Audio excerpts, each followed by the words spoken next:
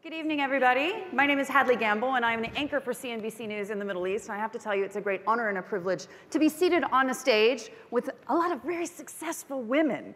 That doesn't necessarily always happen when you're covering oil markets and infrastructure and geopolitics. So I'm very excited to be here with all of you ladies, and especially to follow on to my colleague Becky Anderson as well, who's also based in the Middle East.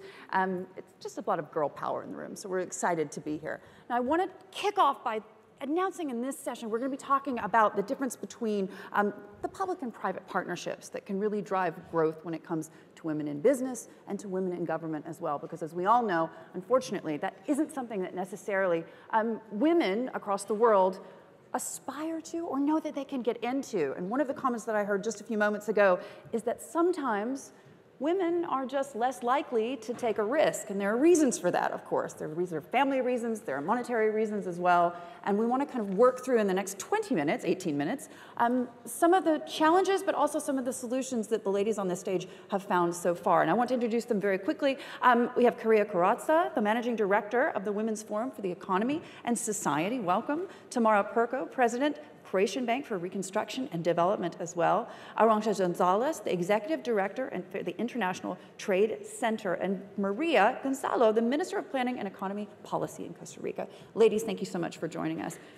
So one of the things, of course, is the risk, because there are a lot of factors involved in taking a risk, whether you're going to be trying to join the government or you're trying to find a job, whether you're trying to start a business, entrepreneurs, innovators. I want to kick off actually with Tamara and ask you, one of the things that obviously in Croatia that you're trying to do to galvanize that movement for women into the private sector is to get behind the creation of SMEs. Yes, well, thank you for your question. As I'm a banker coming from a Croatian bank from the reconstruction and development, I will start with numbers so you can see the significance of the SMEs in my country. So practically of all registered companies in Croatia, 99.7% are SMEs. So this is really a huge number. 73% of employees are in SMEs. 60% of revenues are generated by SMEs, and SMEs share in export is 53%. So the SME is backbone of our economy. So it's empowering women to do business. Exactly. So what our government is doing to empower women and to participate in backbone of our economy in SMEs is a series of laws, the strategy that our government prescribed in order to employ women entrepreneurship. And what my institution is doing is giving, as I'm coming from a bank, is giving a loan at the specific conditions, more favorable conditions for women entrepreneurs, meaning less collateral, less equity participation, softer other conditions of the loan. So practically, we are doing everything in order to facilitate women to participate in SME development in Croatia. Tiara, I want to bring you in because there is a fear, I think, that all of us have to work through, whether we're coming from Western societies, whether we're coming from Asia, whether we're coming from the Middle East. All of us have worries about what being fully employed is going to do, not just to our family life, but also to our social life as well. What are some of the challenges that you see right off the bat?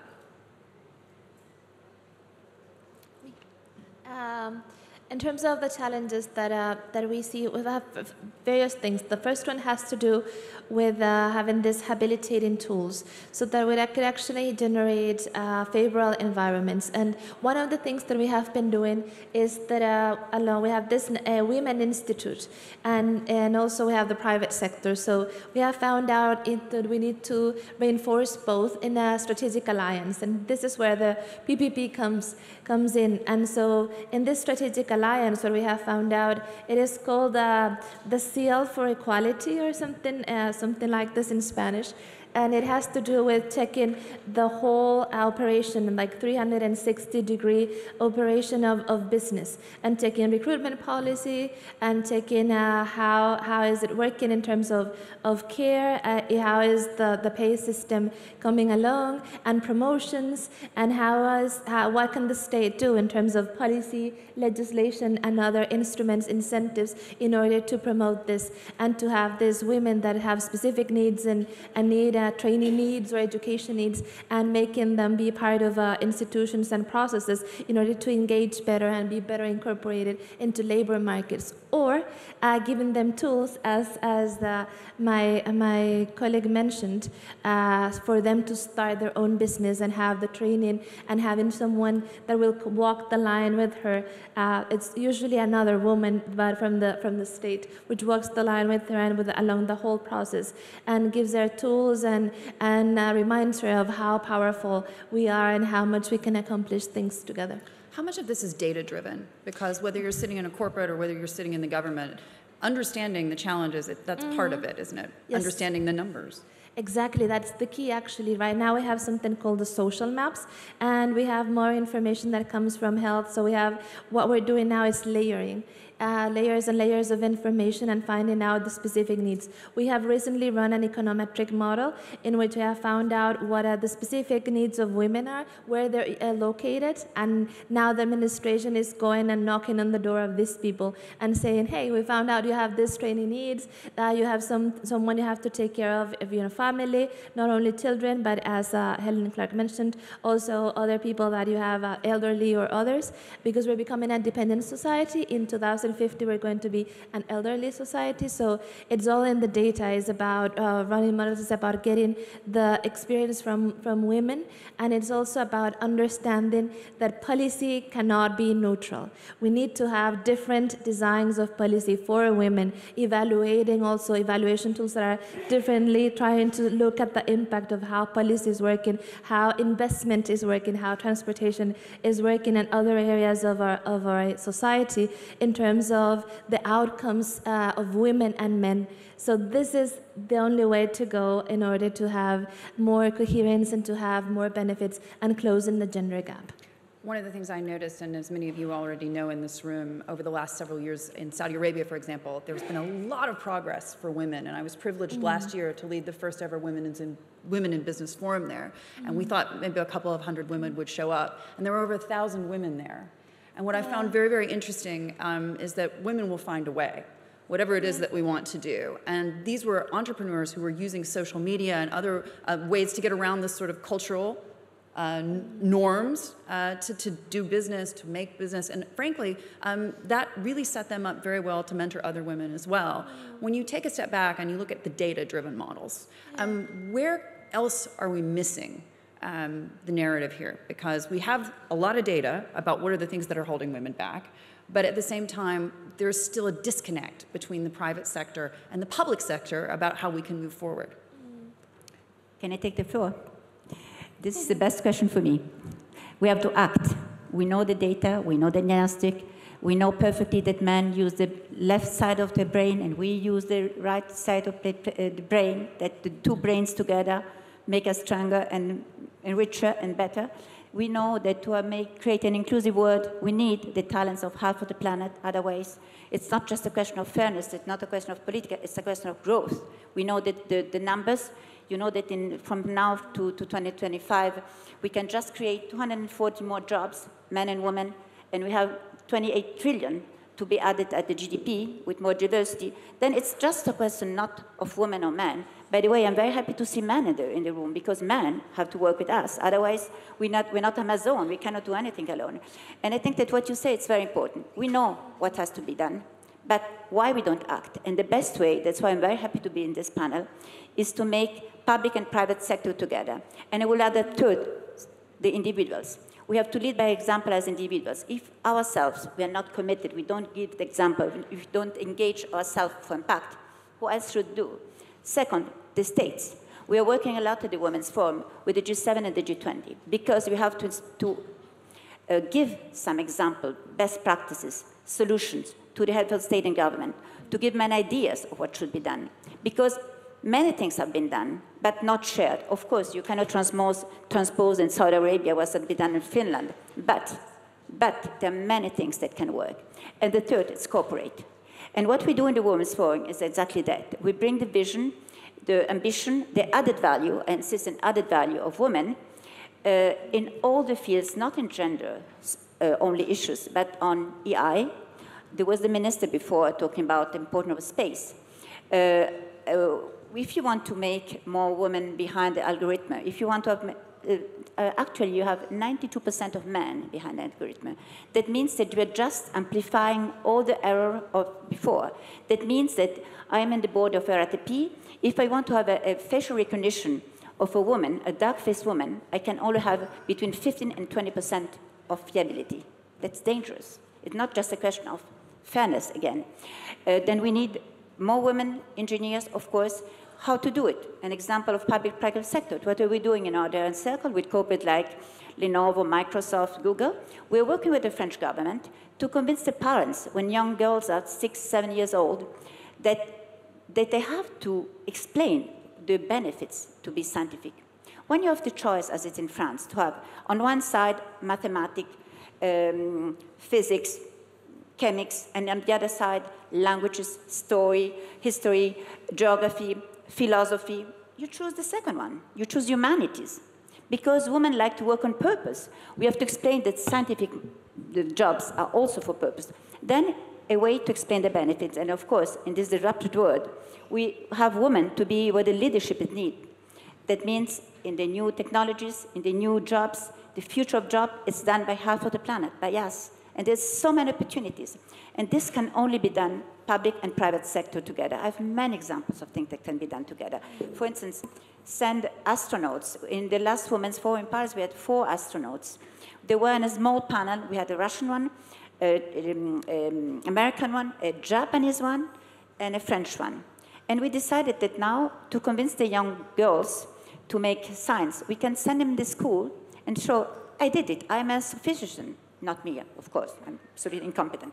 But there are young girls who are astrophysicians, then it's possible, and so on and so forth.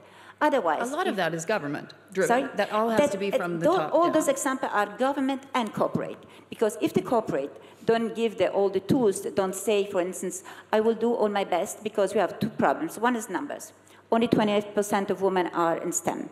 And the other problem is that the women, 53% of women go away from corporates after 5, 6, 7 years. Because the corporates don't make it an exactly. environment that they can stay in. Yeah, but the corporates... But if you can show the corporates that they're going to make more money if they do this, the corporates will get in line. Yes. And another example... Because it all comes down to that. Very simple.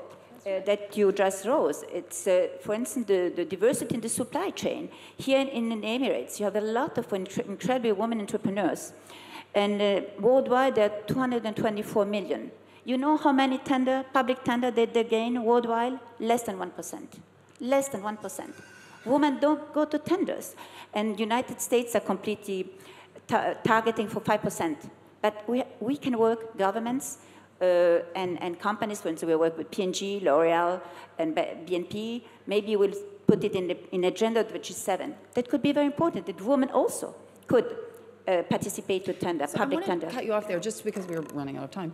But in terms of, no, it's okay. In terms of the public-private partnerships, and if we can show that it's data-driven, then we can move forward more. And I wanted to bring you in here as well, because at the end of the day, this has got to be about a government recognizing that if they push just a little bit further, give incentives to companies to make these kinds of things happen, then the corporates will necessarily get on board.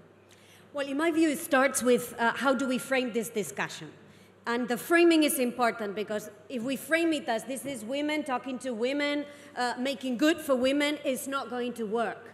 This is about diversity bringing wealth. Wealth in terms of economic wealth, but also social wealth.